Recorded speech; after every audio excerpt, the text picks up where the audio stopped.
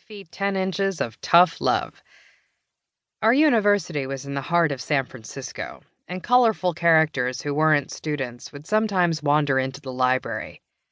Tamarind was great at relating to people the other librarians didn't want to deal with, and she wasn't afraid of using her strength and size as an implicit threat if disruptive people didn't leave the library.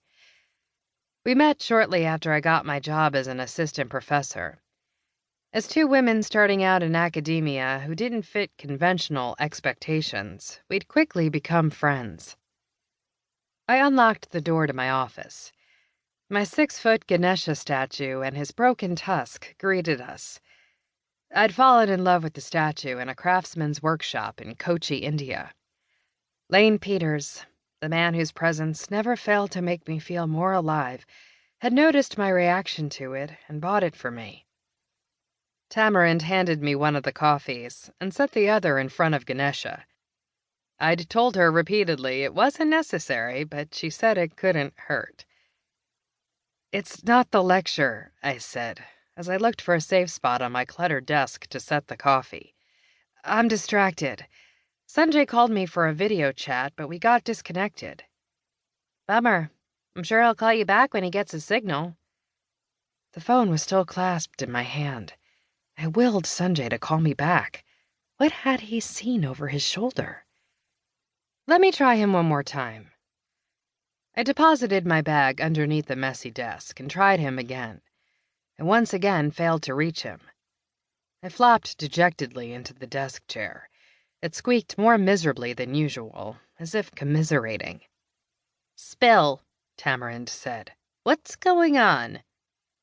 What was going on?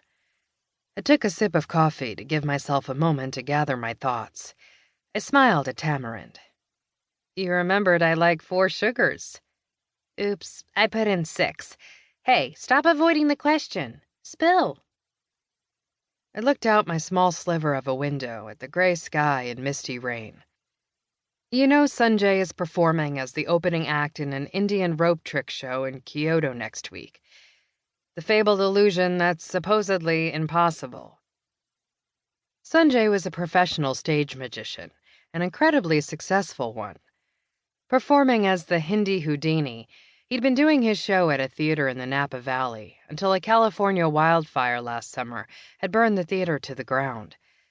He didn't have a backup plan, so after the theater where he'd established his career was destroyed, he didn't know what to do with himself. An invitation from Akira, Japan's most famous stage magician, came at the perfect time. Sanjay was aimless and vulnerable.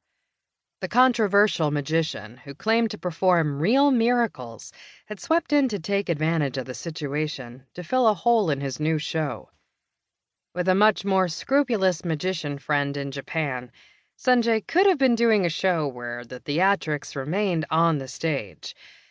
Unfortunately, his friend Hiro's career wasn't doing nearly as well as Akira's, so Hiro hadn't been the one to extend an offer. Tamarind nodded. "That's old news, Jaya. Why do you look so freaked out about it?" "Sanjay texted me earlier, saying he needed to tell me something urgent. When he called, he said something odd was going on." Goosebumps swept over my arms as I remembered Sanjay's face. He told me not to come to Japan. "Shut up. Why would he say that?" I bit my lip. He looked over his shoulder, and the connection went dead. I gripped the paper coffee cup so hard that coffee splashed onto a stack of papers. "Seriously?"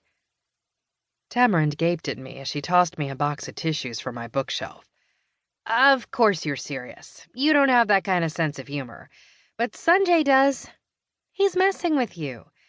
I'm all for pulling a good practical joke on one's friends, but if he could see how tense he's making you, he'd call you back." "This isn't a joke. It's not only what he said to me today. Sanjay was desperate to sign on to this gig, but it made him uneasy. Something has been weighing on him since the first time Akira contacted him, but he wouldn't talk about it." That, I realized, was why Sanjay's dropped call had been so unsettling. He was already nervous about something he wasn't telling me. Because of Akira's